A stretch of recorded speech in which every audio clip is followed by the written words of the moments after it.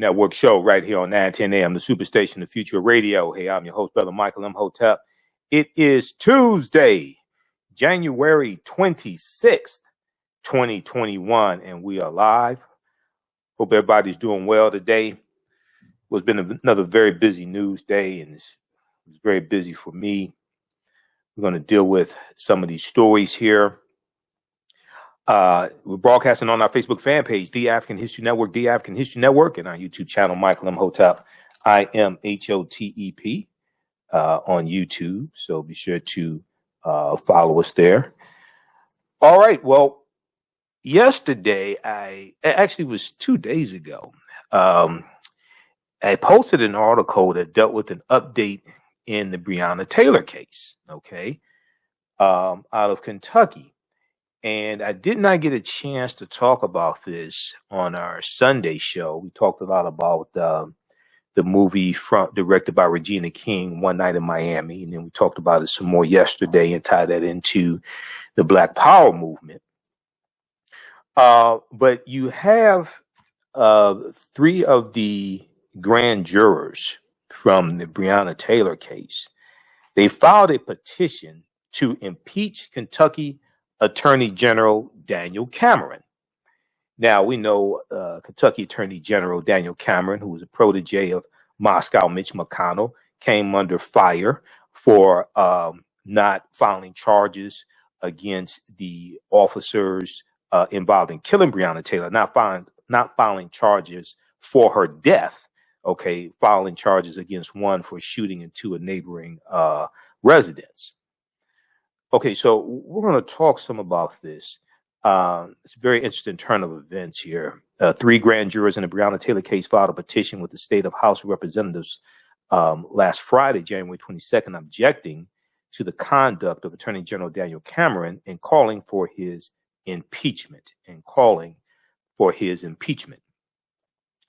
And then speaking of impeachment, we saw that you had in the U.S. Senate today, we saw that senators voted to move forward with the impeachment of Donald Trump.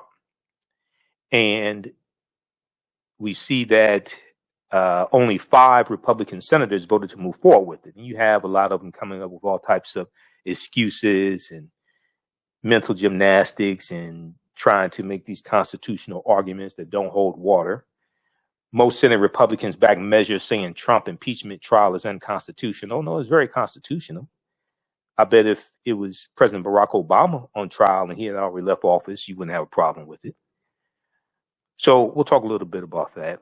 And then, you know, we've been talking about a number of different executive orders that Joe Biden has signed since he came into office, January 20th, 2021. Okay.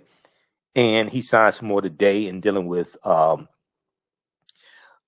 banning private prisons at the federal level and dealing with racial equity, things like that. So we're going to talk about that as well. And this is a continuation of other executive orders he has signed, and it is following, you know, his inaugural address. He talked about fighting against white supremacy and racism. And even though we want actual laws to pass the legislative branch of government and be signed into law by a president, because those are stronger, executive orders can be reversed by another president. This is a step in the right direction. And some of this has to do with reversing some of the 192 executive orders that Donald Trump signed when he was in office. Okay. So we have to, a lot of people don't know there were 192 executive orders that Trump signed. All right, so we'll discuss that. And then also dealing with birthdays.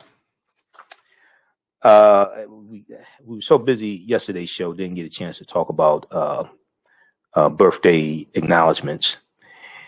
But January 24th was the birthday of Arturo Alfonso Schomburg. Arturo Alfonso Schomburg, who was a historian and critical figure of the Harlem Renaissance and a Black liberation activist. and writer who shone the spotlight on the legacy of people of African descent. And if you listen to Dr. John Henrik Clarke, Dr. Clarke used to talk about Arturo Schomburg also. He talks about Arturo Schomburg in the documentary, A Great and Mighty Walk. Okay. So we'll talk some about Arturo Schomburg. We have some other birthday shout outs as well. Today is also the birth date of Angela Davis. Okay. Civil rights activist and former member of the Black Panther Party for self-defense, Angela Davis. So happy birthday to her. And she's been fighting to abolish privatized prisons as well for years. And today is also the birth date. Now, even though this person passed away February 28th, 1978, this is also the birthday of Zara Cully. Zara Cully. Now, everybody knows Zara Cully, but you may not know her by name. Zara Cully was Mother Jefferson on The Jeffersons. Everybody remembers Zara Cully's Mother Jefferson. Mother Jefferson. Okay, that's my that's my Weezy Jefferson voice. So George. But everybody remembers Zara Cully as Mother Jefferson. So we'll talk a little bit about that. And I remember, I was a little kid when she passed away, and they wrote it into the script that she passed away as well. But she was born January 26, 1892. She was born January 26, 1892. But just to think that, you're talking about like 3 decades after slavery ended. Just to think in 1978, I want you to understand this. Frederick Douglass died in 1895. She was born 3 years before Frederick Douglass died. Damn. She was born. When you watch The Jeffersons, if we put this in historical perspective, okay, this is 1892 is before James Weldon Johnson wrote the poem that became Lift Every Voice and Sing, the Black National Anthem. He wrote that in 1899. 1892, that's 4 years before Plessy versus Ferguson, U.S. Supreme Court case that instituted separate and equal, that solidified Jim Crow laws. So just the date that the year that she was born is a history lesson in itself. Okay. So, I'm the wrong person to talk about this in a short period of time, because I could do a whole class on the significance of her being born in 1892. Okay. But just think about this. We actually got to see that everybody knows Mother Jefferson from The Jeffersons. You may not know her name, Zara Cully, but everybody knows her. Just think, when you watch The Jeffersons again, you're looking at somebody that was born before Frederick Douglass died. And then Harriet Tubman died in 1913. She was born before Harriet Tubman died. She was born before Booker T. Washington died. Booker T. Washington died in 1915. Booker T. Washington and Harriet Tubman were former slaves. Frederick Douglass was a former slave. She was born before 3 prominent former slaves died. I wish I could have a conversation with Zara Cully, because it would be a very deep historical, conversation. So we'll talk some about that. All right. So on the African History Network show, we focus on educating, empowering, and inspiring people of African descent throughout the diaspora and around the world, because right knowledge corrects wrong behavior. What you do for yourself, what you do to yourself, and what you allow other people to do to you and get away with is based upon what you think about yourself. What you think about yourself is based upon what you have been taught about yourself. What you've been taught about yourself is based upon everything you've read, heard, and seen about yourself. When you control the radius of a man or woman's thoughts, you can control the circumference of his or her actions, because the mind can't do or teach what it doesn't know. Now, we deal with a number of different topics here on the African History Network Show. We deal with current events in history and politics, education, economic empowerment, entrepreneurship, relationships, love, sex, health issues, and much, much more. Sign up for our email newsletter. Text the word KEMET, K-E-M-E-T, to 22828 to sign up for our email newsletter. Text the word KEMET, K-E-M-E-T, to 22828 to sign up for our email newsletter. Also, visit our website, AfricanHistoryNetwork.com, AfricanHistoryNetwork.com. Sign up for our email newsletter as well, AfricanHistoryNetwork.com. Okay. Now, if you'd like this type of information, email us. If you'd like this type of information, you can donate to the African History Network. $ TheAHNShow through Cash App. $ TheAHNShow through Cash App. And then also through PayPal, paypal.me/TheAHNShow. Okay, paypal.me/TheAHNShow. Or at our website, AfricanHistoryNetwork.com. All right. We're coming up here on a break in a couple minutes. So we got like 2 minutes before the break, I think. 313-778-7600 is the calling number if you have a question or comment. 313-778-7600 is the calling number if you have a question or comment. Okay, so I watched the press conference today. White House Press Secretary Jen Psaki had a press conference, and Susan Rice spoke at the press conference today, and Susan Rice talked about executive orders that Joe Biden is going to sign, and some he has already signed, in tackling racial inequities, things like this. Okay, I want to go to this clip. We're going to play a little bit of the clip here from Susan Rice. Shakita, clip 3, Susan Rice on Biden's plan for racial inequity. Investing in equity is good for economic growth. Let's play a little bit of this before the break. Let's go to this clip. Time for so many Americans, and all Americans need urgent federal action to meet this moment. Today, President Biden will deliver a national address on his plans to advance racial justice and equity, starting with an equitable and inclusive recovery. President Biden will renew the federal government's commitment to making the American dream real for families across the nation by taking ambitious steps to redress inequality in our economy and expand opportunity for communities that have been left behind, including communities of color. His economic plans make historic investments in underserved communities and put equity at the heart of our recovery. His ambitious agenda builds on a legacy of Americans forging opportunity out of crisis. These aren't feel-good policies. The evidence is clear. Investing in equity is good for economic growth, and it creates jobs for all Americans. Economists have estimated that the U.S. economy has lost a staggering $16 trillion over the last 20 years because of discrimination against families of color.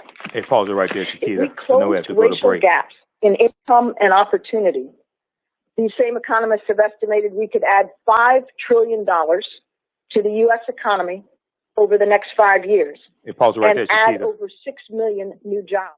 Okay, I know we have to go to break. Now, that ties into the study we've talked about a number of times on this show, including yesterday, that came from September 2020 from Citigroup, that shows how the U.S. has lost $16 trillion. U.S. economy has lost $16 trillion over 20 years from 2000 to 2020 because of racism. We'll deal with this on the other side of the break. Listen to the African History Network show right here on 910 a.m. the Superstation, the Future Radio. I'm Michael Imhotep. We'll be back in a few minutes. For 25 years, the Black History 101 Mobile Museum has carried on the rich legacy of the Black Museum movement in America by showcasing original artifacts of the Black experience at colleges, universities, K-12 schools, corporations, libraries, conferences, and cultural events, making it the most traversed Black History mobile exhibit in American history. Dr. Khalid Hakim is the founder of the Black History 101 Mobile Museum, and he is a highly sought-after public speaker on topics of Black history, social studies, education, museum studies, hip-hop, and race relations. Dr. Khalid was named among the change makers for NBC Universal's Erase the Hate campaign and listed as one of the 100 men of distinction for Black enterprise. He recently founded the Michigan Hip Hop Archive on the campus of Western Michigan University. The Black History 101 Mobile Museum is currently scheduling in-person and virtual exhibits nationwide. For more information, please contact Dr. Khalid Al-Hakim directly at 313-645-4197, 313-645-4197, or visit their website at blackhistorymobilemuseum.com. That's blackhistorymobilemuseum.com.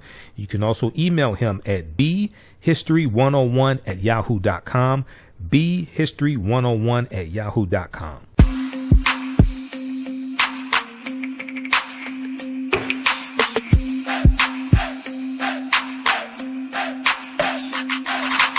Are you getting ready for fall or winter?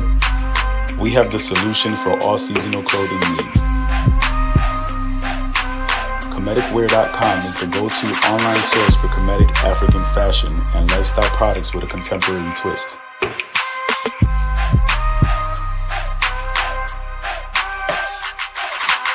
We're committed to offering unique styles reflecting our African heritage.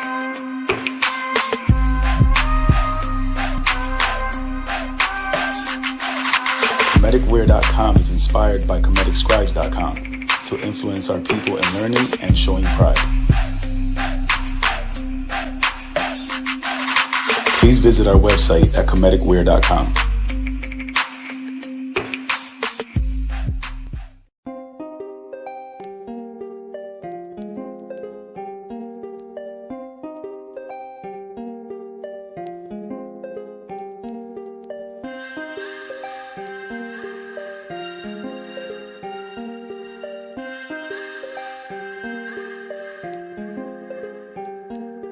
Black Bees products are a collection of natural, organic, personal care products with an appreciation of nature and bees.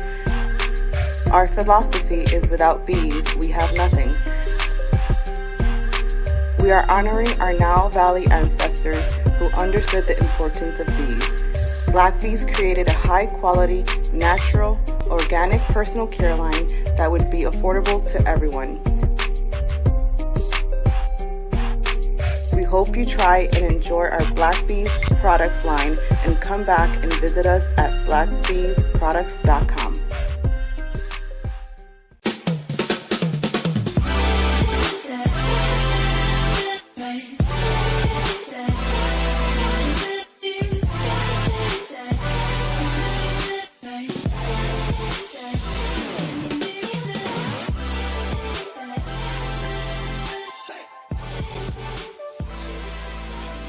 Visit 4glossygirls.com. That's the number 4glossygirls.com, and follow them on Instagram at 4glossygirls. Welcome back to the African History Network show right here on 910 AM, the Superstation, the Future Radio. I'm your host, Brother Michael Imhotep. It is Tuesday, January 26, 2021, and we're live now. February is almost here. February is African American History Month. I will be doing a series of classes for African American History Month online, and I teach a 16-hour, 8-session online course that will begin February 3rd, Wednesday, February 3rd, 2021, 8 p.m. Eastern Standard Time. The name of the class is Ancient Kemet, the Moors, and the Ma'afa. Ancient Kemet, the Moors, and the Ma'afa. Understanding the transatlantic slave trade, what they didn't teach you in school. We deal with thousands of years of history. We deal with a sequence of historical events that led up to the transatlantic slave trade taking place and starting in the mid-15th century. Okay.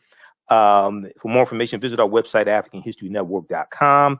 You can also email me. Email me at AHNShow@AfricanHistoryNetwork.com. AHNShow@AfricanHistoryNetwork.com. If you want more information, interested in signing up. You can watch from around the world. It's regularly $130. It's on sale $80. All the episodes we do the classes live, and you can ask questions in the class, the live chat, and then they'll archive. The class will archive, so you can go back and watch them over and over again. Okay. And as soon as you register, we have some bonus content that you can watch also. I'm going to post a link here, but you can email me also at AHNShow@AfricanHistoryNetwork.com. Stands for African History Network Show. AHNShow@AfricanHistoryNetwork.com. All right. Right before the break, I was talking about the what took place today in four more executive orders that Joe Biden has signed. It was 30 by this past weekend, 30 executive orders by this past weekend. I want to go back to this clip here. So during the White House press secretary briefing that took place today, and I watch them pretty much every day. If I don't watch them, I listen to them. Susan Rice spoke, and she was talking about these executive orders and tackling racism, racial inequality, etc. I want to go back to this clip here. Let's go back to this clip, Shakita. New job for all Americans. Oh, so building a more equitable do me a favor, economy Shakita. Just do me a favor. You can just start it from the beginning. Hey, Shakita, just start it back from the beginning. That's fine. This deals with Susan Rice on Biden's plan for racial inequality. Urgent federal action to meet this moment.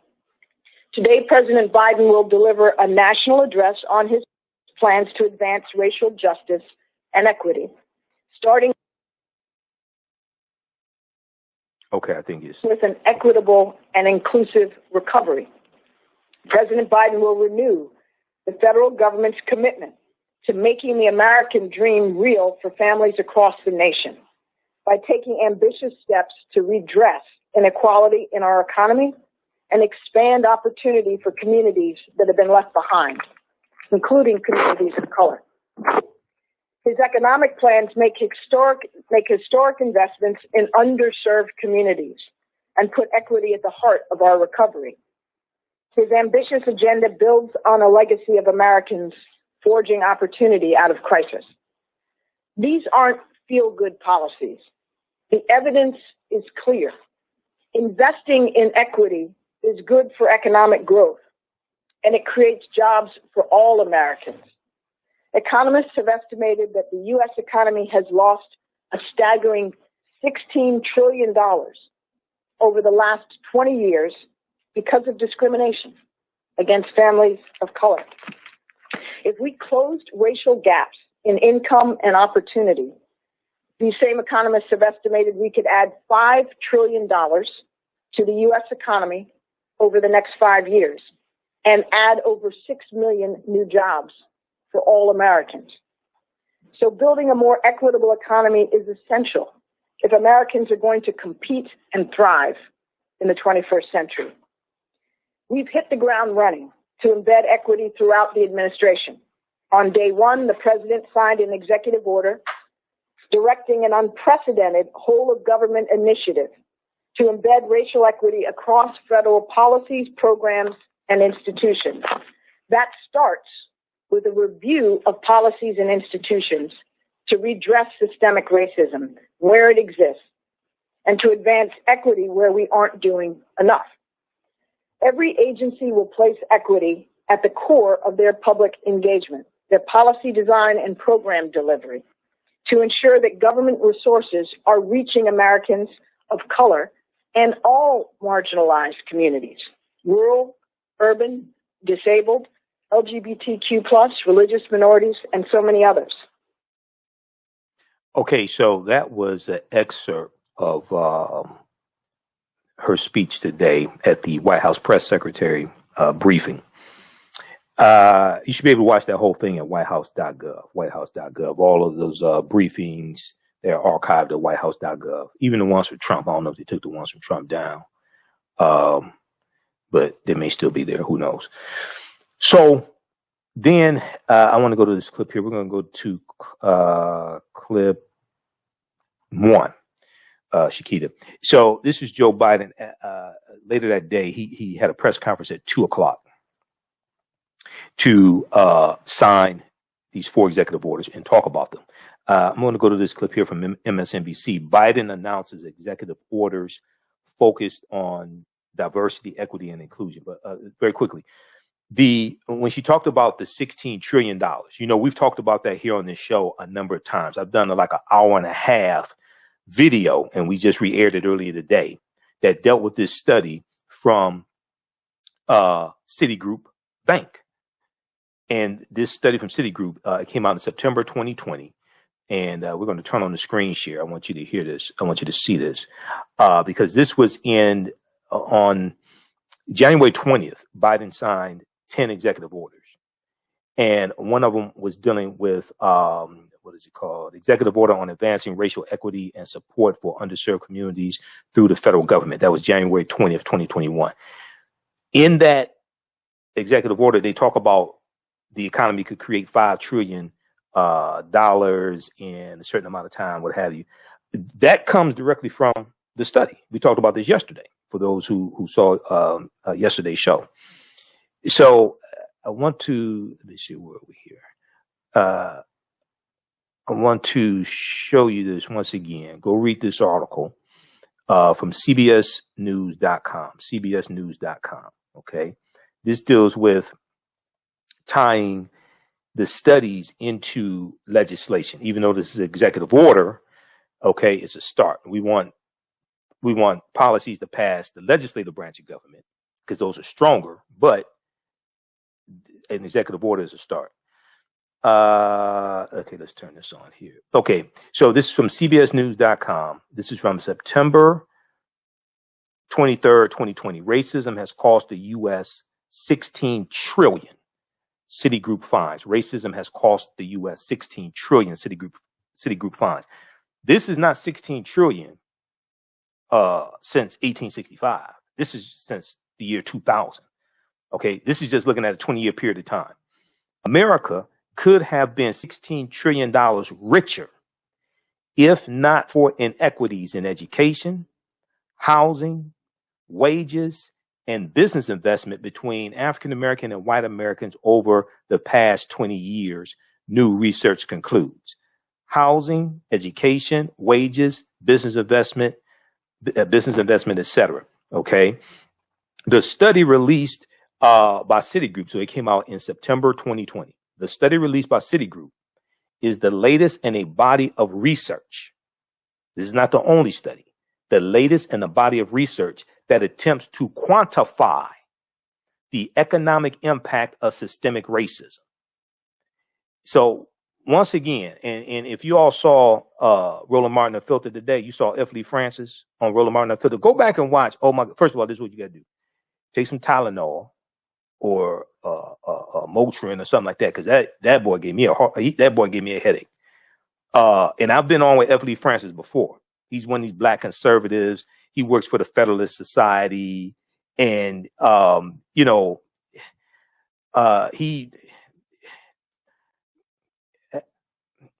knew he was confused before today. I was on with him before. We interviewed him for about 45 minutes, about 2 months ago on Roland Martin Unfiltered. I'm a panelist on every Friday. And I gave him credit for coming on the show because Candace Owens ain't going to come. Candace Owens won't come on Roland Martin Unfiltered. She's been running from Roland for 3 years. Good reasons, because she's an idiot. But, I tried to I knew the brother was confused. I tried to give him the benefit of the doubt. But today, I tried to, I didn't just want to just go like for the jugular.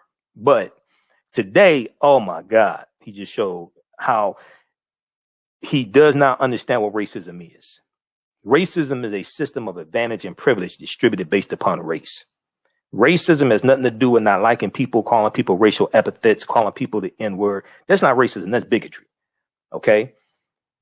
African Americans can't be we can't be racist. Racist deals with a power structure. We can be bigots. Fred Sanford was a bigot. I don't want no Puerto Ricans in my house. Fred Sanford was a bigot. Racism deals with a power structure. Racism occurs when one race of people, and also racism is a group-to-group relationship. Racism occurs when one race of people control the majority of the wealth, power, resources, benefits, privileges, land, access to education, access to opportunity, media, healthcare, jobs, etc. And they use that to marginalize, subordinate, and do harm to another race of people. That's what racism is. Racism is on a whole nother level. Calling somebody, I don't call our people the N-word. I don't call other people in other ethnic groups racial epithets. I don't do that. Calling somebody a racial epithet or a slur, that's not racism. You have people that want to make these false equivalencies when you have the median household net worth for white people 10 times that of African Americans, and that is historic because of a legacy of 246 years of slavery, decades of Jim Crow segregation, redlining, housing discrimination, the 1944 GI Bill, things like this, because of these structural inequities. And they're trying to compare and say, oh, because a black person called a white person a racial slur, oh, they're racist too. That's big. No, those are two entirely different things. Get out of here with that nonsense. Okay, you trying to confuse people so we can't address the issue. Okay, this is why you have to understand history. This is why the book "How White Folks Got So Rich: The Untold Story of American White Supremacy" is such a crucial book. It's small, but it's powerful. How White Folks Got So Rich: The Untold Story of American White Supremacy, because it lays out historically all those laws and policies put in place to maldistribute wealth, power, and resources into the dominant hands of Europeans. Black Labor, White Wealth by one of my teachers, Dr. Claude Anderson, is good. Powernomics is good also. But How White Folks Got So Rich is a concentrated book. It's small, it's concentrated. Okay, that's the third edition. I have all three editions. So when we go back and look at this here, very quickly, and we'll go to this clip here, Shakita. I just want to set this up for people so we can really understand this. The study released this week by Citigroup is the latest in a body of research that attempts to quantify the economic impact of systemic racism. Citigroup arrived at its $16 trillion figure after estimating that African American workers have lost $113 billion in potential wages over the past 2 decades. We're just looking at 2000 to 2020. We're not talking about from 1619 to 1865. Okay, because people say, "Oh, it should have been a lot more." Blah blah blah. What? This is just looking at 20 years. Okay, understand that. African American workers have lost $113 billion in potential wages over the past 2 decades because they could not get a college degree. Now, that doesn't mean African Americans don't have college degrees. That means that because of structural inequities and obstacles, if those obstacles didn't exist, a lot more of us could have college degrees. The housing market lost $218 billion in sales because African American applicants could not get home loans. This is structural. About $13 trillion in business revenue never flowed into the economy because African American entrepreneurs could not access bank loans. This is structural. Okay. About $13 trillion in business revenue never flowed into the economy. What this is doing, which is different than a lot of other conversations that deal with racism, and some of those conversations are legitimate. What this right here is showing is that racism, even though African Americans are the brunt of it, is directed towards us, is showing how it negatively impacts all of America. So when you do right by black people, yes, we get the majority of the benefits, but it's going to help everybody when you do right by black people. When you screw us over, it's going to hurt you too, even though you think that it's for your benefit. When you screw us over, it's going to hurt you as well. It just won't hurt you as much. We get the brunt of it. But what this is showing is how racism has negatively impacted America, even though the brunt of it is directed towards African Americans. Because you have some people who want to keep things the way they are because they think it benefits them. Okay? Now, if you're worth, $80 billion and $50 billion or something like that, maybe. But if you standing in the food line, if you lost your job, if you waiting in line to get a coronavirus test, if you lost your health insurance, you may be white, but you ain't on the team. You're on the bench. You may be white, but you're not on the team. You ain't playing on the field. You're on the bench, holding down the bench. So what's more, the U.S. could have $5 trillion in gross domestic product over the next 5 years if those gaps and others were closed today, the study indicated. So when she talked about the $5 trillion, Susan Rice, when Joe Biden talked about the $5 trillion, it's in the executive order he signed January 20th. This is where that comes from. We talked about this on yesterday's show. This is where it comes from, this study. Okay, so let's go to, I want to go to this clip here of Joe Biden speaking today. And then we'll look at what some civil rights activists had to say, because they said this is a good start, doesn't go far enough. I agree, doesn't go far enough. You need legislation passed through the legislative branch of government. But hopefully we can get this stuff pushed through. We'll see. But this is a start here. Let's go to clip one, Shakita. Every White House component and every agency will be involved in this work because advancing equity has to be everyone's job. Today, I'll be shortly signing an additional package of executive actions to continue this vital work. Housing, for example. Housing is a right in America, and home ownership is an essential tool to wealth creation and to be passed down to generations. Today, I'm directing the Department of Housing and Urban Affairs and Urban Development to redress historical racism in federal housing policies. Today, I'm directing the federal agency to reinvigorate the consultation process with Indian tribes. Respect for tribal sovereignty will be a cornerstone of our engaging with Native American communities. This builds on the work we did last week to expand tribes' access to the Strategic National Stockpile for the first time, to ensure they receive help from the Federal Emergency Management Agency, FEMA, to fight this pandemic. Today, I'm directing federal agencies to combat the resurgence of xenophobia, particularly against Asian Americans and Pacific Islanders that we've seen skyrocket during this pandemic. This is unacceptable, and it's un-American. I've asked the Department of Justice to strengthen this partnership with the Asian American and Pacific Islander community to prevent those hate crimes. I've also asked the Department of Health and Human Services to put out best practices for combating xenophobia in our national response to COVID.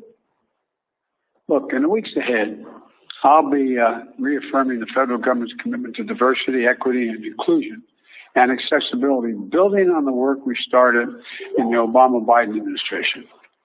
That's why I'm rescinding the previous administration's harmful ban on diversity and sensitivity training and abolish the offensive counterfactual 1776 Commission. Unity and healing must begin with understanding and truth, not ignorance and lies. Today, I'm also issuing an executive order, and that will ultimately end the Justice Department's use of private prisons, an industry that houses pretrial detainees and federal prisoners. The executive order directs the Attorney General to decline to renew contracts with privately operated criminal facilities, a step we started to take at the end of the Obama administration and was reversed under the previous administration. This is the first step to stop corporations from profiting off of incarceration that is less humane and less safe, as the studies show. And it is just the beginning of my administration's plan to address systemic problems in our criminal justice system. Here's another thing we need to do. We need to restore and expand the Voting Rights Act, named after our dear friend John Lewis. and continue to fight back against laws that many states are engaged in to suppress the right to vote while expanding access to the ballot box for all eligible voters. Because here's the deal, and I'll close with this. I ran for president because I believe we're in a battle for the soul of this nation. And the simple truth is, our soul will be troubled as long as systemic racism is allowed to persist. We can't eliminate it. It's not going to be overnight. We can't eliminate everything, but it's corrosive, it's destructive, and it's costly. It costs every American, not just who felt the sting of racial injustice. We are not just a nation of morally deprived because of systemic racism. We're also less prosperous. We're less successful. We're less secure. So we must change. And I know it's going to take time, but I know we can do it. And I firmly believe the nation is ready to change. But government has to change as well. We need to make equity and justice part of what we do every day. Today, tomorrow, and every day. I'm going to sign these executive actions to continue the work to make real the promise of America for every American. Again, I'm not promising we can end it tomorrow, but I promise you we're going to continue to make progress to eliminate systemic racism, and every branch of the White House and the federal government is going to be part of that effort.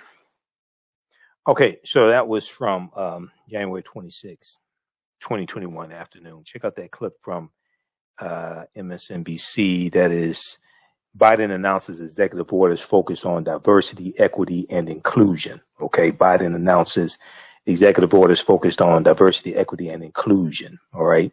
We'll probably talk about this some more tomorrow, because I want to go through and read all the executive orders. I've read summaries of them. You can read them at whitehouse.gov, along with the other 30 plus executive orders. I want to go to this article here from Washington Post. Biden signs orders on racial equity, and civil rights groups press for more, as they should. Biden signs orders on racial equity, and civil rights groups press for more. We're going to go to clip 2 next, Shakita. So cue up clip 2, please. Okay, so Biden signed 4 executive actions Tuesday aimed at increasing racial equity across the nation. A move the administration said was a big early step in his efforts to dismantle systemic racism. Those civil rights groups made it clear they will press for more sweeping change in the months ahead. And there's going to be a number of executive orders. I think it's going to be 10. I think it's going to be about something like 100 in the first 100 days. So there's more coming as well. You can read them all at whitehouse.gov. Check out this article here from the Washington Post from January 26, 2021. Biden signs orders on racial equity, and civil rights groups press for more, as they should. I totally agree with that. Now, the measures seek to strengthen anti-discrimination housing policies that were weakened under Donald Trump, halt new Justice Department contracts with private prisons, increase the sovereignty of Native American tribes.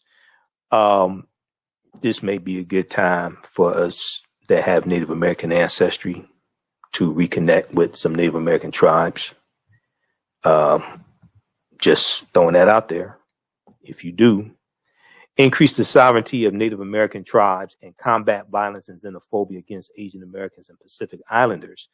Weeks after the departure of a president who blamed the Chinese for the coronavirus pandemic. Now, Biden said the actions were part of an effort to infuse a focus on equity into everything the federal government does. Quote, we're in a battle for the soul of this nation. Okay, you heard that part. And the truth is our soul will be troubled as long as systemic racism is allowed to exist. I'm not promising that we can end it tomorrow, but I promise that we're going to make strides to end systemic racism, and every branch of the White House and the federal government will be part of that. And that's something that Susan Rice talked about in the clip that I played previously. Now, the actions reflected the extent to which Biden's assent to the presidency was wrapped up with the nation's racial struggles. He kicked off his campaign with a rejection of Trump's approach to race, was propelled to the nomination largely by African-American voters as racial justice protests erupted across the country, aligned his campaign increasingly with their cause. Now activists are making it clear they expect more from Joe Biden than a diverse administration and rhetoric about justice. Tuesday marked his first major effort to respond to mixed reviews from civil rights groups. In a memo, the administration pledged to work with Congress on legislation that would increase funding for minority-owned small businesses, invest in historically Black colleges and universities, and triple funding for Title I schools serving a high proportion of low-income children. All right. Now, some activists caution that tackling systemic racism is complex and will not be resolved by government edicts or executive orders.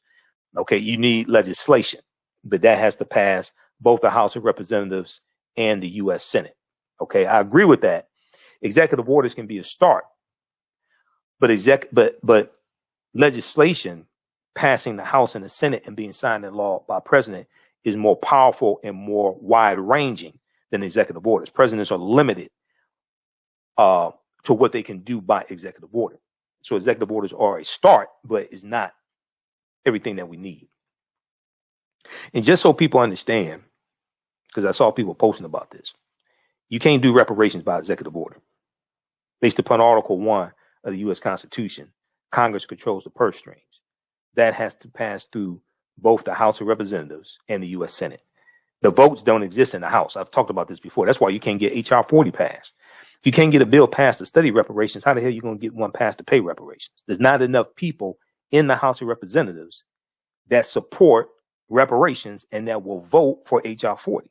The votes don't exist. That's why we have to understand the process.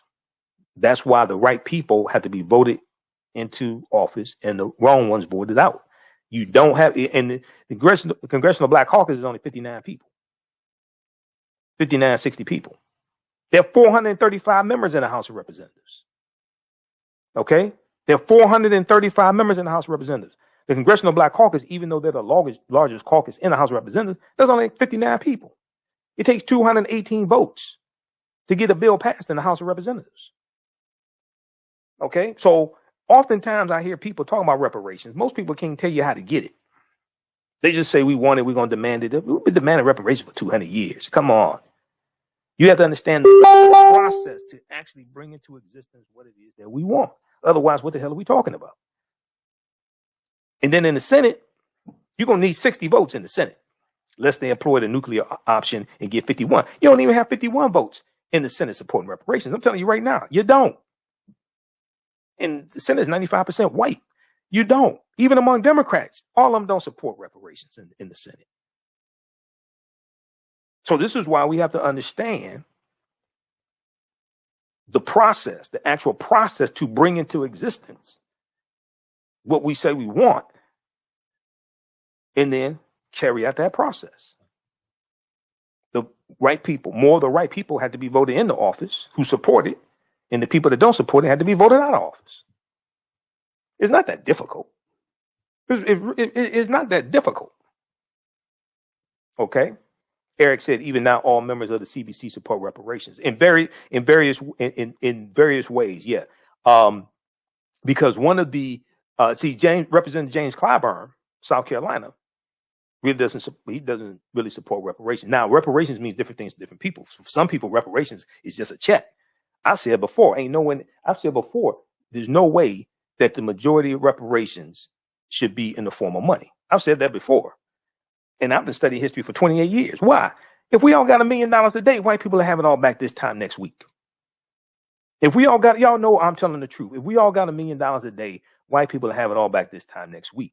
And you would not have brought about the structural change and address systemic racism and what caused these inequities to take place. Okay? Now, cash payments can be part of an overall reparations package. Ain't no way in the hell that reparations should be 100% in the form of money or the majority of it. You can't go to conferences each year and talk about how African Americans spend 97% of their dollars with people that don't look like us. And we watch documentaries that talk about this, and we read books that talk about this, and then think if we get some money, all of a sudden that those spending patterns are going to change. No, they're not. If anything, they're going to get worse. You know this. Let's not act brand new. So it could be cash payments can be part of overall reparations. So Representative James Clyburn, he's against when one of the things I think he's talking about is, one, reparations being 100% in the form of money. Two, I think, because he's a former history teacher as well, I think one of the things he's talking about is basically it boils down to this. Look, I know these white people in the House, they're not voting for reparations. Now, he's for his 10, 20, 30 program, but you have differences that deals with addressing poverty in cities and states that have like a real history of poverty, et cetera. So that will benefit African Americans, but reparations is for some people say, look, reparations sounds good. That ain't gonna happen anytime soon. We need to focus on what we can get accomplished now. That's what some people say also. All right. And I understand that as well, because I'm telling you right now, that ain't happening anytime soon. We have to understand the process to really bring that into existence if we actually want to do that. Now, we just want to keep doing videos about reparations. Just keep doing what you're doing, because it's not going anywhere. All right, we're out of time here on 910 AM, the Superstation WFDF. We're going to, those watching on our Facebook fan page, The African History Network, The African History Network, and our YouTube channel, Michael Imhotep, IMHOTEP. Keep watching. We're going to keep broadcasting for a little while longer. We're out of time here on 910 AM Superstation. Right now, it's correct. Wrong behavior is not over till we win. Wakanda forever. We'll talk to you tomorrow night. Peace. Stand by, everybody. Stand by. We'll talk about Breonna Taylor also. We'll get that in. So somebody, Eric said, Clyburn doesn't support monetary reparations. Yeah. So you have a lot of people. It's the formal reparations that we're talking about. Okay. And that's not going to just giving cash is not going to bring about the systemic change, correct those inequities. That's not going to address that. Okay. The other thing is and not to draw this out, not to make this a long discussion, because I need to finish this topic and then get to this other one and then talk about Arturo Schomburg. When we talk about reparations, we're talking about repairing the damage. The root word and root concept of reparations means to repair the damage that was done. Okay? To repair the damage that was done. Period.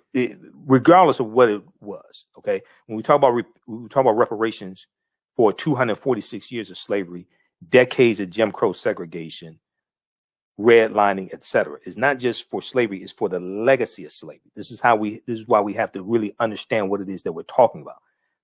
It's not just 246 years of chattel slavery; it's what happened after that. That was the ripple effect. Okay. When we talk about repairing the damage that was done, to repair means to restore you back to a state prior to the damage being done. Understanding that, then we have to analyze who African people were and what we had before the damage was done. This is why just addressing this as cash payments doesn't address that. You have to understand these were African people put into a condition. These weren't slaves put into a condition. These weren't people who were ignorant, who had nothing put into a condition. No, these were African people who had our names, our history, our spiritual systems, our language, our cosmology. Cosmology deals with understanding the universe as an orderly system, which comes from your culture. Our cosmogony deals with understanding the origins of the universe based upon your culture. We had our folklores, we had our mores, we had skill sets, whether it was metallurgy, whether we were scientists, whether we were doing agriculture, we had our family ties, some of us own land, etc. You have to understand who African people were and what we had before the damage was done. We're largely dealing with a people, African Americans, we're largely dealing with a people who have been taught to hate themselves, who've been stripped of our names, our history, our culture, our spiritual systems. We have been taught to see reality through the eyes of Europeans, through a European cultural paradigm. Just giving cash to a mentally brain damaged people who've been taught to hate themselves don't address the damage that was done. Just giving cash payments to a mentally damaged people who've largely been taught to hate themselves and been stripped of their history, culture, spiritual systems, language, their names, that really does not address the damage that was done. That's why we have to look at this comprehensively.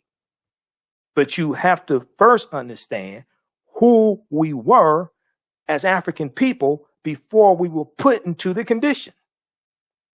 If you just think of us as slaves, you're not understanding the whole context here. You're not understanding what actually happened. All right. So so hopefully y'all understand all that. Okay. So let's continue here.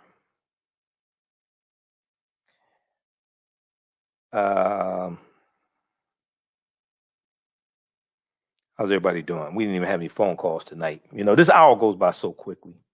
And be quite honest with you, I was like really, really tired before I came on the air. And as soon as the on-air light went on, boom, I was gone.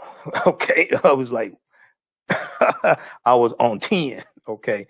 All right. So let's do this. I want to go to this clip. I got to cue it up because we're not on 910 AM Superstation WFDF anymore. But you all understand what I'm saying, right? This is a whole different conversation. I'm a historian. Okay. When you talk to people who are historians, you talk to people who are African centered, especially, and see, my teacher's been fighting for reparations for decades. All right. When Professor James Small, Dr. Leonard Jeffries, people like that, when you talk to people like that, their understanding of this is much deeper. With blackbusinesstea.com, the messages are clear and meaningful. Keep your business in the black and out of the red. Mind your black business. Know your numbers and plan strategically. Black Business Boss, lead your industry. Support black business, encourage, patronize, and uplift one another. Blackbusinesstea.com currently has products sold in Detroit, Atlanta, Chicago, and Los Angeles, with proceeds returned to the black community. They have a wide selection of hoodies, t-shirts, mugs, hats, sweatshirts that support black-owned businesses. Visit the website blackbusinesstee.com. That's blackbusinesstee.com. For 25 years, the Black History 101 Mobile Museum has carried on the rich legacy of the Black Museum movement in America by showcasing original artifacts of the Black experience at colleges, universities, K-12 schools, corporations, libraries, conferences, and cultural events, making it the most traversed Black History mobile exhibit in American history. Dr. Khalid El-Hakim is the founder of the Black History 101 Mobile Museum, and he is a highly sought-after public speaker on topics of Black history, social studies, education, museum studies, hip-hop, and race relations. Dr. Khalid was named among the change makers for NBC Universal's Erase Hate campaign and listed as one of the 100 men of distinction for Black enterprise. He recently founded the Michigan Hip Hop Archive on the campus of Western Michigan University. The Black History 101 Mobile Museum is currently scheduling in-person and virtual exhibits nationwide. For more information, please contact Dr. Lid Al-Hakim directly at 313-645-4197, 313-645-4197, or visit their website at blackhistorymobilemuseum.com. That's blackhistorymobilemuseum.com. You can also email him at bhistory101@yahoo.com, bhistory101@yahoo.com. Soul Natural Beauty Products offers organic, plant-based skin and hair care products that will rejuvenate skin and naturally grow and thicken hair. Their whipped shea butter can heal or restore damaged skin cells to prevent hyperpigmentation and skin breakouts. All products are made with organic plant-based ingredients. Their maximum hair growth oil is fortified with organic herbal extracts and undeniably proves that Mother Nature knows best. It thickens, lengthens, softens, and conditions all types of hair. They even guarantee hair improvement within 90 days or a full refund. Their all-natural 24-hour deodorant leaves the body smelling fresh without sweating for up to 24 hours.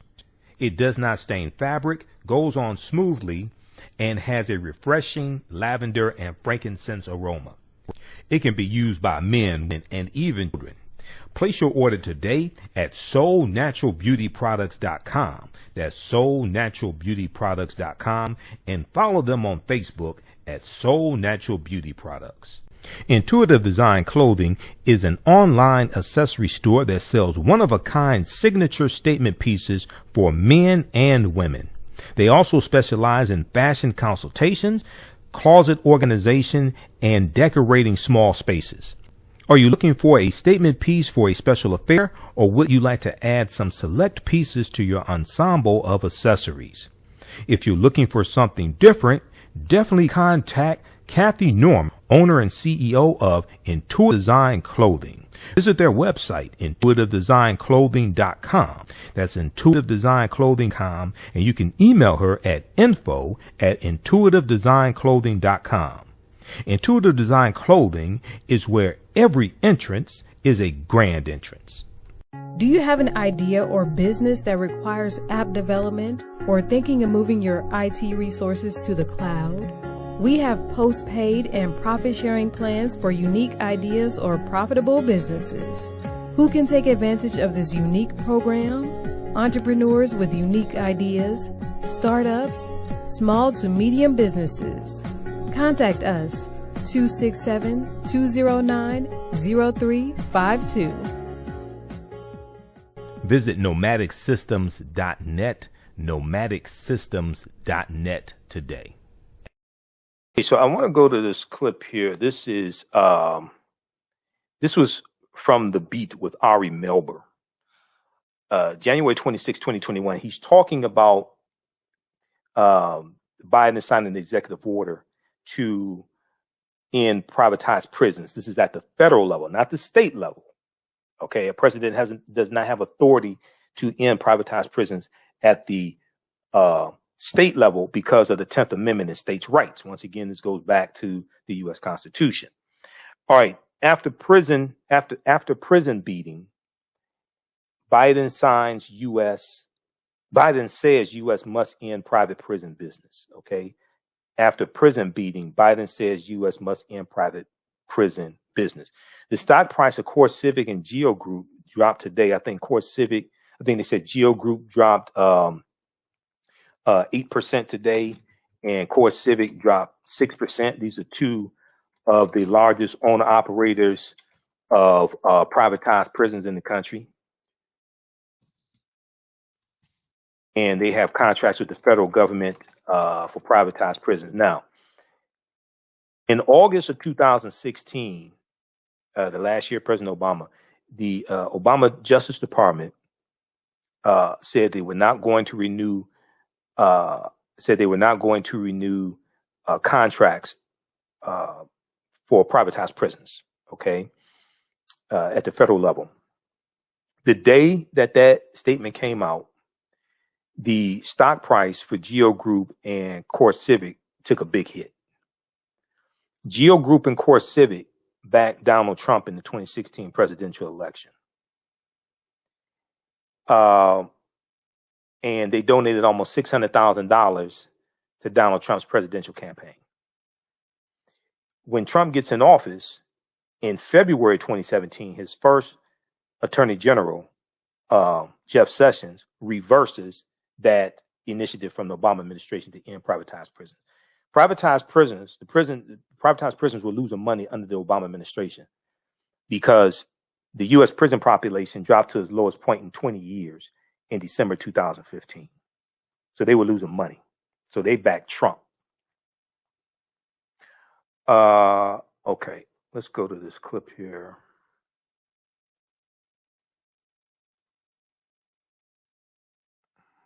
Hold on.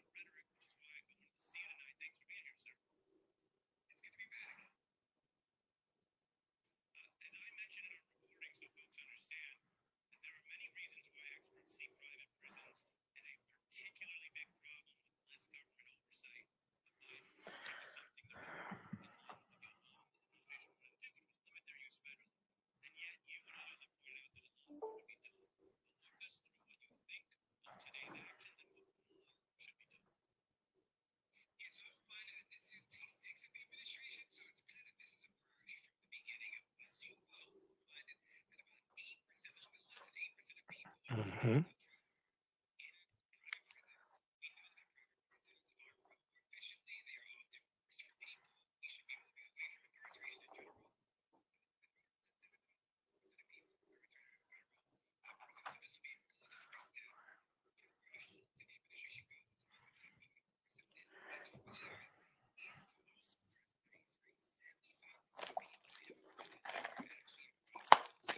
Mm-hmm.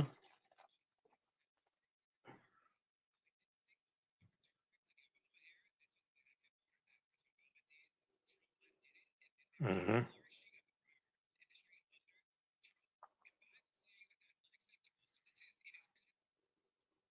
Okay. So check out that clip from The Beat with Ari Melber from January 26, 2021. We'll post a link here. Yeah, and this is something that I said back during the 2016 campaign because I was listening to Trump. Trump supported privatized prisons, and he was financed by privatized prison companies. Even though he said he was going to self-finance his campaign, he didn't self-finance his campaign. So check this out here. All right, let's continue here. So if we go back to the article from Washington Post. Biden signs orders on racial equality and civil rights groups press for more, which is true. They should press for more. I totally agree with that. So it goes on to say, now activists are making it clear they expect more from Biden than a diverse administration and rhetoric about justice. Tuesday marked his first major effort to respond to mixed reviews from civil rights groups. We talked about, okay, Melanie Campbell.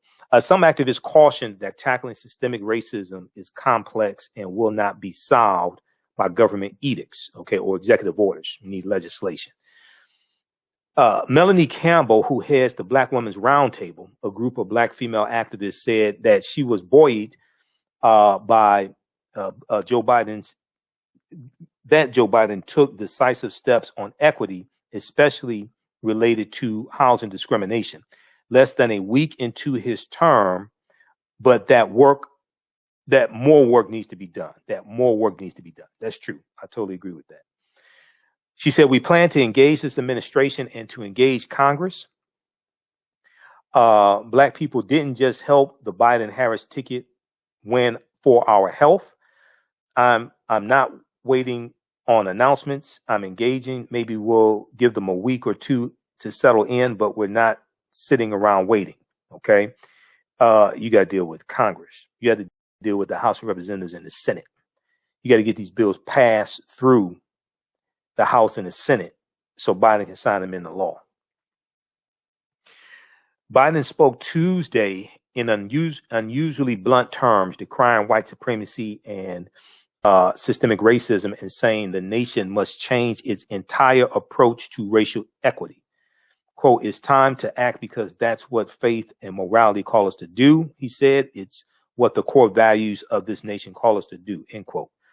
Now, some people would, I think when people talk about the core values of this nation, I think they talk about the highest aspirations of this nation. I don't think they're talking about the history. Because the history of this nation is segregation, Jim Crow, domestic terrorism, a lot of the history.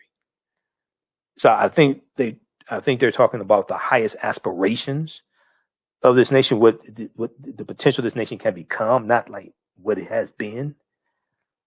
My analysis of history tells me that. The moment carried echoes of Lyndon B. Johnson, who assumed the presidency amid another period of racial turmoil, said Ravi Perry, R-A-V-I, Ravi Perry, chairman of the political science department at Howard University. The 1963 March on Washington and other civil rights protests led to the 1964 Civil Rights Act and laid the groundwork for the 1965 Voting Rights Act and the 1968 Fair Housing Act, Perry said.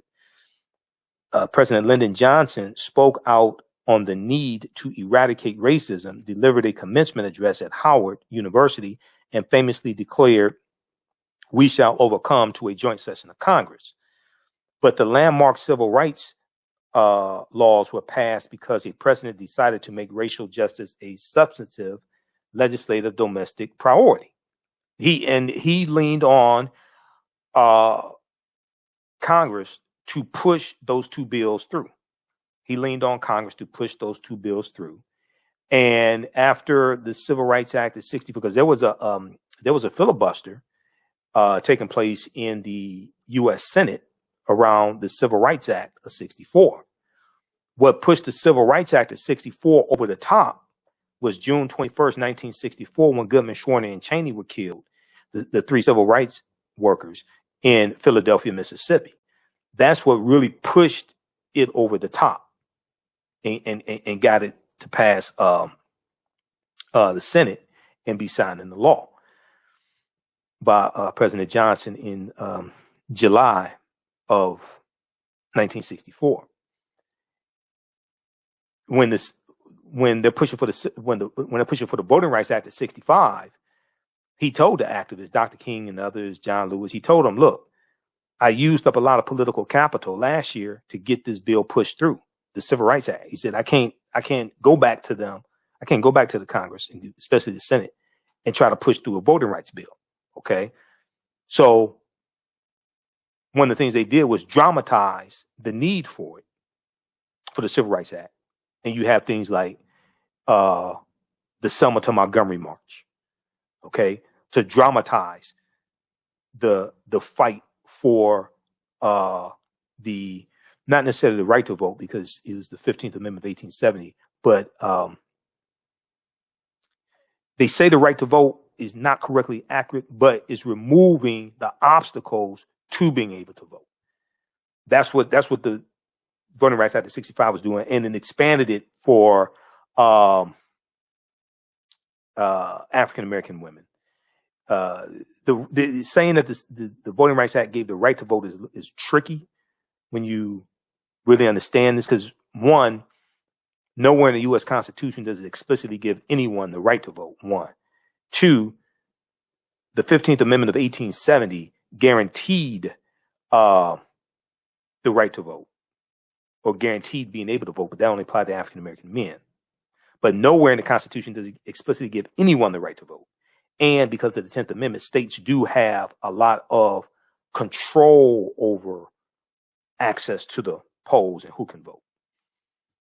But the Voting Rights Act made it illegal to put obstacles in the way of people being able to vote. Okay, if you go to history.com, just make a long story short, because I have two other topics to get to. If you go to history.com, official website of the History Channel, or you can even go to house.gov or senate.gov, and you can read the Civil Rights Act there as well. Okay, you can read the Civil Rights Act there also. All right. So what's important to understand is that we talked about this last week when we dealt with the Kerner Commission report. When the Kerner Commission came into existence, it was commissioned by President Johnson, Lyndon Johnson, in July of 1967, July 28th, 1967. And it was designed to study the rebellions that were taking place, the uprisings all across the country from 64 to 67. The rebellions in Detroit, because the Detroit rebellion had just ended the day before, July 27th. To study them and find out why they took place, what could be done to prevent them from happening, what they were about, why they took place, things like this. What could be done to prevent them from happening in the future. So it was made up of 11 people, including Senator Ed Brooks, okay, African-American Republican.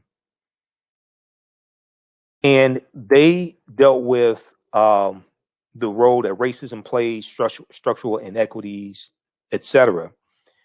And they made recommendations. They said that there need to be investments into the into these urban communities, these African American communities, basically.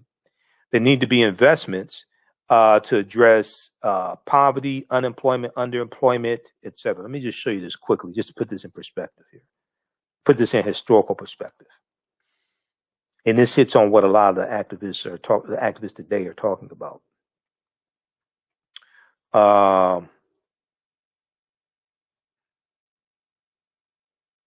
So President Johnson charged the commission with answering 3 questions. This is from blackpast.org. Okay, go read this full article here. National Advisory Commission on Civil Disorders, also known as the Kerner Commission. And we talked about this when we did our segments dealing with Dr. King, the week of Dr. King Day, that whole week. President Johnson charged the commission with answering 3 questions. What happened? Why did it happen? What could be done to prevent racial disturbance in the future?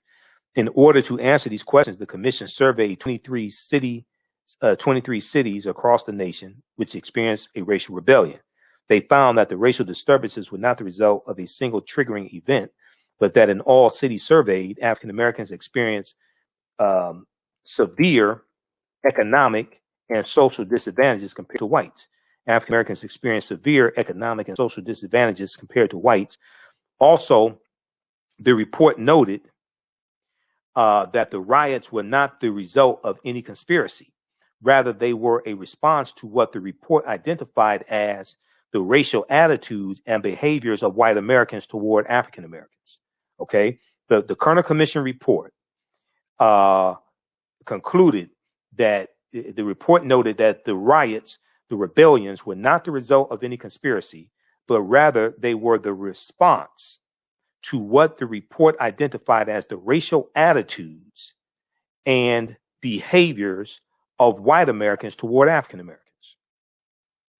In responding to why the rebellions occurred, the Kerner Commission report pointed to Black Americans' feelings of frustration and powerlessness regarding extremely high rates of unemployment and underemployment, poverty, police brutality, and inadequate public services. Extremely high rates of unemployment and underemployment, poverty, police brutality, and inadequate public services. The report continued that a largely poor Black population was confined to the central cities while a predominantly white population moved out. They moved out to the suburbs, and that the racism of white Americans was essentially responsible for the explosive mixture, and that the racism of white Americans was essentially responsible for the explosive mixture leading to the uprisings. Now, answering what could be done to prevent in the future, the commission suggested that the federal government intervene to improve housing, education, employment opportunities, and social services for African Americans. This is what they recommended. Everybody on the commission was white except for Senator Ed Brooke. The Kerner Commission suggested that the federal government intervene to improve housing, education, employment opportunities, and social services for African Americans. Also, to dismantle, they recommended that the federal government dismantle discriminatory practices in education, employment, the police force, and criminal court systems. President Johnson, who signed the Civil Rights Act of 64 and the Voting Rights Act of 65, the Fair Housing Act of 1968, Affirmative Action, September 1965, President Johnson accepted the report but did not support the conclusions, and minimal efforts were made to address the problems identified by the commission. Now, it is true, at the very same time he was dealing with the Vietnam War, the Vietnam War took a lot of attention away from the civil rights movement and our issues. Okay, that is true. But he basically ignored the conclusions, didn't act upon them. The interview I played from NBC News with Dr. King from May 8th, 1967, called After Civil Rights, Black Power. This is 3 months before the Kerner Commission is convened. But Dr. King talks about in that speech how, because of the Vietnam War taking up so much time on the news programs and taking up so much space in the newspapers, how it was hard for the civil rights leaders and civil rights activists to get our issues pushed to the forefront because of the Vietnam War. But something else that he said was, in that same interview, is that, and maybe we'll share another excerpt of it tomorrow night. I'm trying to keep this short. Something else that he also said was, the same people like in Congress who voted for the Civil Rights Act of 64 and the Voting Rights Act of 65, when it came to make a financial investment in the African American community and spend billions of dollars in the African American community, they were against that. He talked about that as well. So this is why a lot of activists today are saying we have to push for more. Okay? It is true this is only 6 days in the administration, but they're saying we have to push for more. I totally agree with that, especially understanding history. Okay? I totally agree with that. Let's see here. All right, let's go to let's go back to this article here. This is from back to the article from the Washington Post here quickly. Then I want to get to the story about the Breonna Taylor case and some of the grand jurors wanting Kentucky Attorney General Daniel Cameron to be impeached. So Okay, so they talk about the Civil Rights Acts, Voting Rights Act. But the landmark civil rights laws were passed because the president decided to make racial justice a substantive legislative domestic priority, not just soaring rhetoric, Perry said. LBJ set the tone, not just in speeches, but working behind the scenes to create legislation. The question, he said, is whether Biden's rhetoric is followed by similar advances. Quote, I think people are certainly hoping that by spring we will begin to see some of these executive orders turn into legislative policy. And if it doesn't happen, then Democrats are going to have a lot of young people to answer to in midterm elections 2022. We got to focus on pushing this stuff through the House of Representatives and the Senate. This stuff just don't happen on its own. Let's see. Okay. Reforming police and overhauling the criminal justice system are among the most urgent goals for many of these groups, as well as fighting voter suppression. Beyond that, many activists say they want Biden to put resources toward reducing disparities in educational and economic opportunities. Agree with that as well. Biden mentioned many of those aims in his remarks Tuesday in the White House dining room, but he cautioned that dismantling systemic racism was a Herculean undertaking. Yeah, that ain't happening overnight. I'll tell you right now, because there's a lot of people are invested in keeping things the way they are. It's not going to be overnight, he said. We're not going to eliminate everything. Okay, so African Americans trail white Americans on every economic measure, including wealth, income, employment, and home ownership. The disparities have existed. Hold on, just jumping around. The disparities have existed for decades, even when comparing workers with similar education levels. That's true. The gaps, many economists say, stem in large part from government-sanctioned policies that continue to discriminate against African Americans in lending, education, criminal justice, and housing. That's true also, because redlining was created by the federal government. That was the Homeowners Loan Corporation, which was created in 1934, and redlining goes back to about 1937. So all that's true. That comes from the federal. A lot of that comes from the federal government. Let's see here. The disparities have existed for decades, even when comparing workers with similar education levels. The gaps, many economists say, stem in large part from government-sanctioned policies that continue to discriminate against Black people in lending, education, criminal justice, and housing. Fair housing advocates characterize Biden's early step as the minimum necessary to combat systemic racial disparities. Lisa Rice, president and chief executive of the National Fair Housing Alliance, said civil rights groups have laid out a detailed timeline for the actions they expect the administration to take to, quote, make the executive orders come to fruition. All right. So check out the rest of this. Also, this is from, read the rest of this article. There's a number of them today.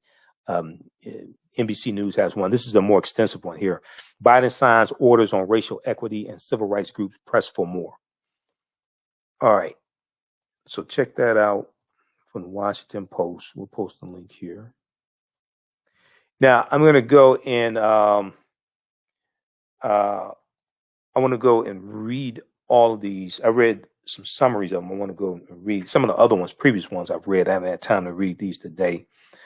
I want to go read these. The one dealing with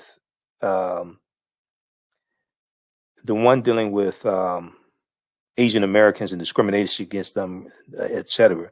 Understand that. Now, I want to go see if the previous executive orders dealt with. I know they dealt with systemic racism and things like that. I'm not sure if they dealt with hate crimes. I want to see if any of them dealt with pertaining to hate crimes for African Americans, anything like that. Because my thing is, okay, if the previous executive orders you did, and maybe there's one coming, don't know. If the previous executive orders that you did, the 30 plus, did not address it specifically for African Americans dealing with hate crimes, things like this, like it did for Asian Americans, then you should be able to have one for African Americans, for Black Americans. That's my thinking. So I want to investigate that also. Executive order on advancing racial equity and support. So, yeah, I want to check that out. That's my thinking. That's my line of thinking. So I think I'm correct in what I'm saying. I want to go back through and read through those executive orders, make sure I'm not missing something. Especially the ones for today, because the ones today, I haven't had a chance to read them at whitehouse.gov. I've read summaries of them. Okay. So we'll try to do that either Wednesday show or Thursday show. All right, let's continue here. Breonna Taylor. Let's go to this because I got to get the hell out of here. So I saw this story on actually January 22nd, and I posted an article about it on the 23rd. Breonna Taylor grand jurors file petition to impeach Kentucky Attorney General Daniel Cameron. So 3 grand jurors in the Breonna Taylor case filed a petition with the state House of Representatives Friday objecting to the conduct of Attorney General Daniel Cameron and calling for his impeachment. A press release indicated the attorney for 3 of the grand jurors in the Taylor case signed on to the petition on their behalf in order to protect their identities. The petition also alleges Kentucky Attorney General Daniel Cameron breached public trust and failed to comply with his duties by misrepresenting the findings of the grand jury in the Taylor case. Quote, the grand jurors did not choose this battle, said Kevin Glogauer, the attorney for the 3 grand jurors. Quote, this battle chose them. These are randomly selected citizens who were compelled to sit on a grand jury and were terribly misused by the most powerful law enforcement official in Kentucky.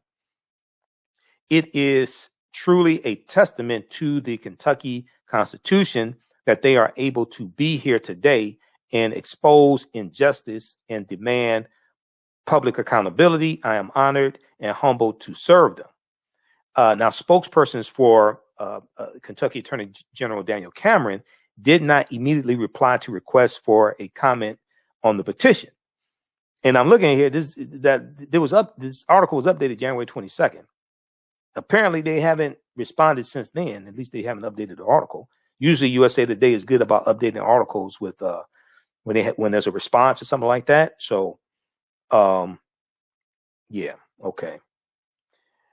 Glogauer told the Courier Journal, part of the US Today network, that he wasn't sure a supermajority of Republican legislators in Frankfort, Kentucky, would give the case the deference it deserves, but to continue to talk about the case, review how it was handled, and hold people accountable is important. Now, Cameron was special prosecutor in the Taylor case, investigating her fatal shooting. We all know about that.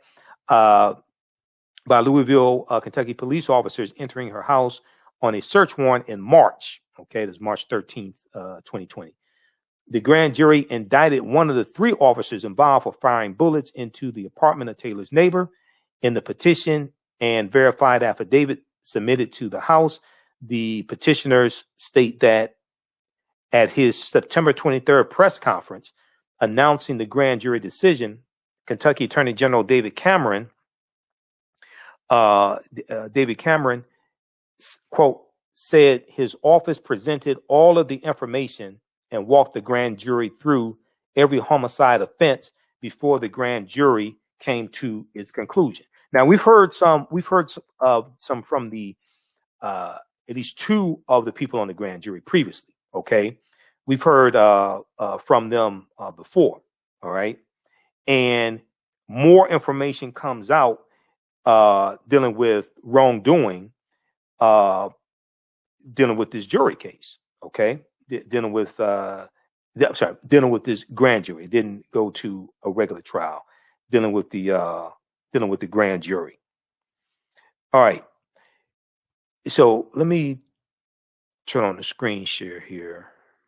So in the petition and verified affidavit submitted to the House, the petitioners state that his September 23rd press conference announcing the grand jury decision, Cameron, quote, said his office presented all of the information and walked the grand jury through every homicide offense before the grand jury came to its conclusion.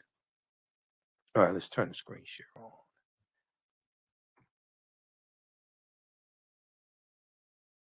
But according to those grand jurors, quote, neither Cameron nor anyone from his office mentioned any homicide offense to the grand jury. Not only were homicide offenses presented as alleged, no charges or any kind were presented to the grand jury other than the 3 wanton endangerment charges against Detective Hankinson. Okay, end quote. So they're basically saying he's lying. The petition goes on to allege that Cameron, quote, deceived the American people and the citizens of this Commonwealth with regard to his office's handling and involvement in the Breonna Taylor investigation and the resulting legal actions. Attorney General Cameron misled the public during his hour-long national press conference in stating that his office's investigation found and the grand jury agreed that police were justified in the return of deadly fire after having been fired upon, end quote. All right. So the petition asked for the state House of Representatives in Kentucky to remove Kentucky State Attorney General Daniel Cameron from office and disqualify him, quote, from holding any office of honor, trust, or profit, end quote, within Kentucky because he lied to the grand jury by excluding information and charges available to them, then lied to the public about what he had told the grand jury. All right. So check out the rest. So in addition to the 3 grand jurors, several other Kentuckians signed on to the petition, including Jennifer Smith, Cameron French, and Brett Darling, according to attorney Anna Whites. Okay, check out the rest of this here from USA Today. And there's other reporting on this also. Breonna Taylor grand jurors file petition to impeach Kentucky Attorney General Daniel Cameron. So we'll see what happens there. Hopefully they're successful. We'll see. We'll see what happens with that. All right. Then I want to go to this last story here. Arturo Schomburg, okay? His birthday was January 24th. And we didn't get a chance to talk about it here on the show. Significant historical figure. Blackpast.org has a good article on Arturo Schomburg. There's one also from AtlantaBlackStar.com. We posted one from the New Amsterdam News for the sake of time, because we're way over time. Well, let's look at this one here from blackpast.org. And he was a Harlem Renaissance figure. He was a historian, Puerto Rican ancestry also. If you like this type of information as well, you can donate to the African History Network, $ the AHN Show through Cash App, $ the AHN Show through Cash App, then also through PayPal, paypal.me/the AHN Show, paypal.me/the AHN Show, then also through our website, AfricanHistoryNetwork.com. Being there, we're 6 days a week instead of 1 day a week. We were doing Sundays, 9 p.m. to 11 p.m. for 4 years. Now we're on 6 days a week. That really helps us to keep doing the research, keep staying on the air, keep broadcasting. Okay, Cameron is a member of the squad. What squad are you referring to? I'm not sure which squad you're referring to.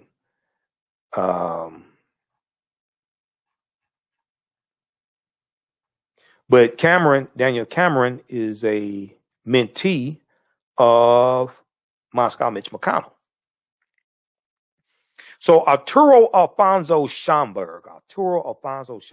Now you're going to have, I remember back in the day, I talked to somebody who was studying African history and they didn't know also known as Arthur Schomburg. Because of his last name, they didn't know he was of African ancestry. Okay. They thought he was white. He's not. This is at blackpast.org. So Arturo Alfonso Schomburg was a writer, activist, collector, and important figure of the Harlem Renaissance. He was born in Puerto Rico. His mother, a black woman, was originally from St. Croix, Danish Virgin Islands, now the U.S. Virgin Islands, St. Croix. It's interesting history there. And his father was a Puerto Rican of German ancestry. Okay, Schomburg migrated to New York City. Okay, so he's biracial, but people hear the name Schomburg and they just think, oh, he's white. No, he has an interesting, background. Schomburg migrated to New York City, New York in 1891. So that's the year before Zara Cully was born. Mother Jefferson. That's the year before she was born. Very active in the liberation movements of Puerto Rico and Cuba, he founded Las Dos Antillas, a cultural and political group that worked for the island's independence, the island of Puerto Rico. After the island of Puerto Rico and Cuba.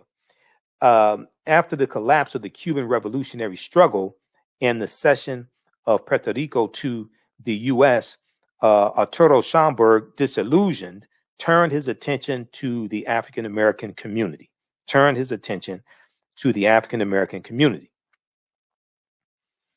In 1911, as its master, he renamed El Sol de Cuba, number 38, a lodge of Cuban and Puerto Rican immigrants, as Prince Hall Lodge, in honor of the first black Freemason in the country, Prince Hall. All right.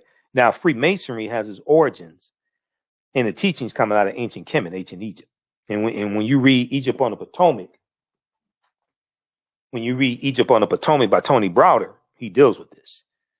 And the teachings in the what is probably commonly known as the ancient Egyptian mystery system, the teachings taking place in the lodge, things like this, the lodges. Freemasonry and Mason meaning son of light, which then ties into the sons and daughters of light, who were the initiates into the ancient Egyptian mystery system.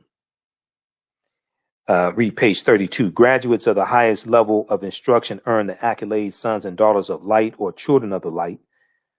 Light and the sun were universal symbols for knowledge and wisdom.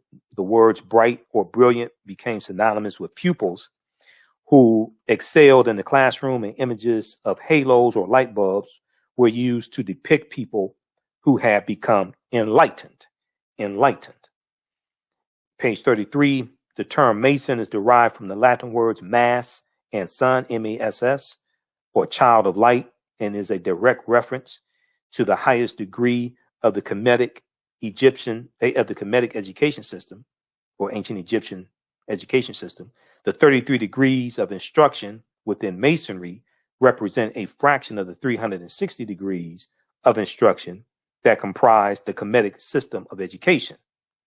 Yet, with less than 10% of this wisdom of ancient Kemet, Freemasons have held positions of influence and power throughout the world for over 200 years. For those who are aware of the knowledge that existed in ancient times, the worldwide influence of Freemasonry is a reminder of the ancient maxim, quote, in the land of the blind, the man with one eye is king, end quote. So read Egypt on the Potomac by Tony Browder for more information. All right. Now, so he renamed El Sol de Cuba, number 38, a lodge of Cuban and Puerto Rican immigrants, as Prince Hall Lodge, in honor of Prince Hall. The same year, he also founded the Negro Society for Historical Research. In 1922, he was elected president of the American Negro Academy. Arturo Schomburg was an avid collector of materials on Africa and its diaspora, amassing over 10,000 documents. In 1926, his personal collection was added to the Division of Negro Literature history and prints of the Harlem branch of the New York Public Library, and he served as curator from 1932 until his death. Today, the Schomburg Center for Research in Black Culture of the New York Public Library is one of the foremost research centers on Africa and the diaspora, with more than 10 million items. Okay, so happy birthday to, or belated birthday, to Arturo Schomburg. Okay, brilliant historian and influencer. He influenced Dr. John Henry Clark and so many others. All right. There's an article from AtlantaBlackStar.com from 2016 by David A. Love that talks about Arturo Schomburg as well. Arturo Alfonso Schomburg, we celebrate the man who helped uncover the history of the African diaspora and inspired many. Okay, so we'll talk about him in some subsequent shows as well. All right. So follow us on our Facebook fan page, The African History Network, The African History Network, and our YouTube channel, Michael Imhotep, IMHOTEP. Follow us there. Also, be sure to sign up for our email newsletter. Text the word Kemet, K-E-M-E-T, to 22828. To sign up for our email newsletter, text the word Kemet, K-E-M-E-T, to 22828. To sign up for our email newsletter. Also visit our website, AfricanHistoryNetwork.com, AfricanHistoryNetwork.com. So the online course that I teach, that'll start up February 3rd, 8 p.m. to 10 p.m. Eastern Standard Time, February 3rd, 2021. It's in 8 sessions, 8 consecutive Wednesdays, total of about 16 hours. Email us at AHNShow at AfricanHistoryNetwork.com, AHNShow at AfricanHistoryNetwork.com to sign up to get more information on the online course also. All right. AHNShow at AfricanHistoryNetwork.com. All right. I think that's all I want to talk about tonight. We'll deal with Zara Cully. We'll talk some more about her tomorrow. Okay. I'm out of energy and we're way over time. Zara Cully, Mother Jefferson. We'll talk about her some more tomorrow. All right. Okay, so read these articles I gave you. Check out these executive orders as well. There's more to come. We should push for more also. But for the first 6 days, I mean, they're off to a good start so far. This stuff has to pass through the legislative branch of government, which is going to be harder. But it has to pass through the legislative branch of government. That's where the real changes are going to come from. The executive orders are a start, and you got to reverse a lot of these that Trump put in office, that Trump signed. There were 192 executive orders that Trump signed in office. So most people don't even deal with that. But you have to deal with those, reversing those, and deal with the legislative branch of government as well. All right, look, hey, we have to get out of here. Remember, the African History Network, we focus on educating and empowering. Oh, also, if people like the shirt, visit Kemeticwear.com, W-E-A-R, Kemeticwear.com for these shirts. You see their commercials running as well on the rebroadcast of our shows. And then also visit BlackBeesProduct.com, B-E-E-S, BlackBeesProducts.com. But you can get these shirts. I had one on yesterday, the red one with Heru on it. This one has the Ankh and the Kepra beetle, the scarab. Kemeticwear.com, K-E-M-E-T-I-C, Kemeticwear.com. You have a good selection of all types of conscious shirts like this. If you want to advertise with the African History Network, email us at customerservice@AfricanHistoryNetwork.com, customerservice@AfricanHistoryNetwork.com. And then also, you can also email us at AHNShow@AfricanHistoryNetwork.com as well. Sometimes when I respond from customer service, it goes to people's spam folders. All right, look, we have to get out of here. Remember, at the African History Network, we focus on educating, empowering, and inspiring people of African descent throughout the diaspora and around the world. Because right now, it's correct wrong behavior. It's not over till we win. Wakanda forever. We'll talk to you all tomorrow. Peace. With blackbusinesstee.com, the messages are clear and meaningful. Keep your business in the black and out of the red.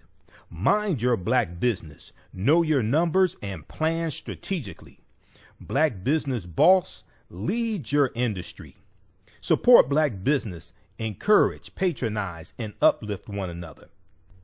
blackbusinesstee.com currently has products sold in Detroit, Atlanta, Chicago, and Los Angeles, with proceeds returned to the black community.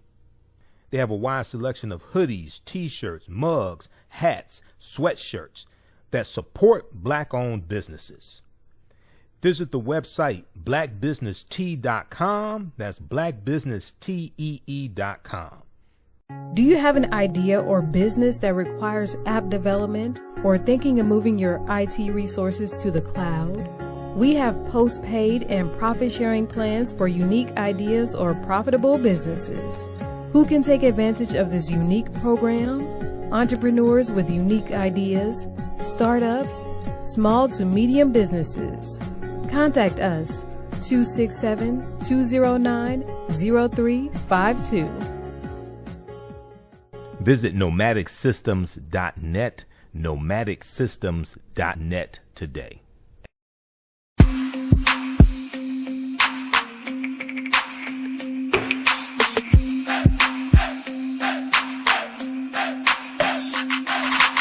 Are you getting ready for fall or winter? We have the solution for all seasonal clothing needs. Comedicwear.com is the go-to online source for comedic African fashion and lifestyle products with a contemporary twist.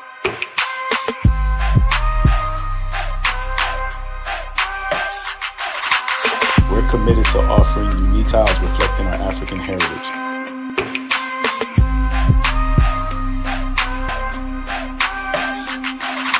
Comedicwear.com is inspired by comedicscribes.com to influence our people in learning and showing pride. Please visit our website at comedicwear.com.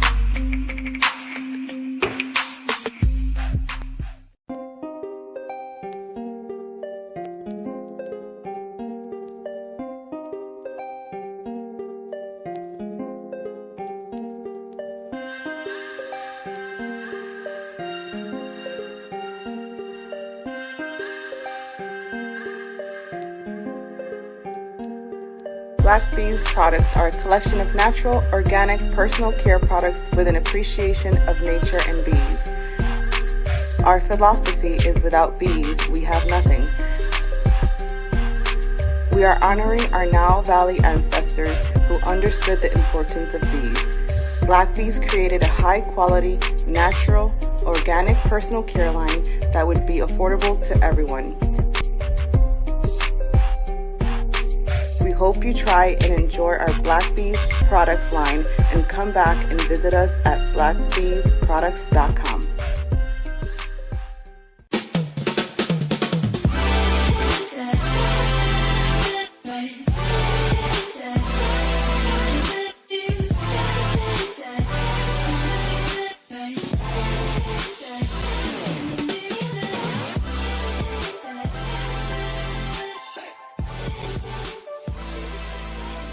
Visit 4glossygirls.com. That's the number 4glossygirls.com, and follow them on Instagram at 4glossygirls.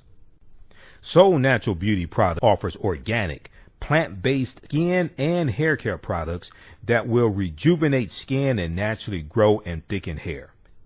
Their whipped shea butter can heal or restore damaged skin cells to prevent hyperpigmentation and skin breakouts.